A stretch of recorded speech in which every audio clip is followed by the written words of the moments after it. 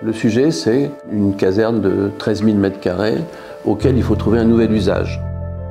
Quand on rentre sur le site, on rentre dans la cour, on ressent que c'est chargé d'histoire. Ce qui a valu la protection au titre des monuments historiques en fait, de ce site, c'était sa très grande homogénéité. Ce site est placé à Compiègne, en plein cœur du centre ancien de Compiègne, entre le Palais et l'Oise. Donc le site est idéalement placé. On se trouve donc au cœur de la Cour des Cavaliers, qui est l'un des 3 grands sites de l'ancienne école d'état-major. Donc un ancien site de l'armée, et donc qui est clôturé. Il y a l'importance de la clôture. Le programme était mixte, c'est-à-dire à la fois une maison de retraite, des logements et puis un espace muséographique.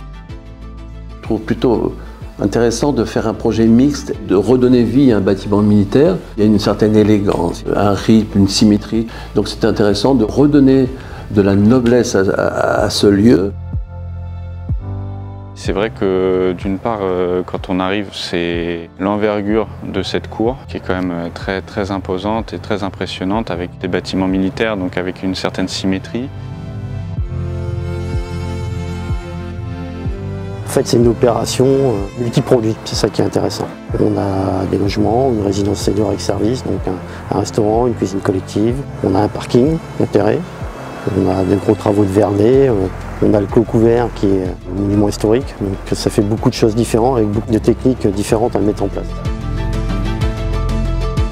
Ce qui m'a tout de suite frappé, c'est la complexité des modes constructifs. Et donc sur des grands bâtiments comme celui qui est derrière moi, avoir à la fois des planchers bois, des planchers béton, de la structure métallique. Et donc tout de suite, on se rend compte d'une complexité pour réaliser des travaux de réhabilitation.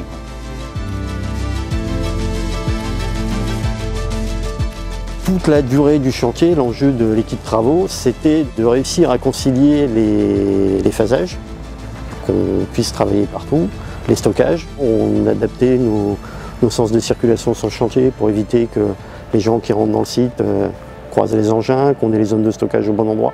Ça a été un travail quotidien.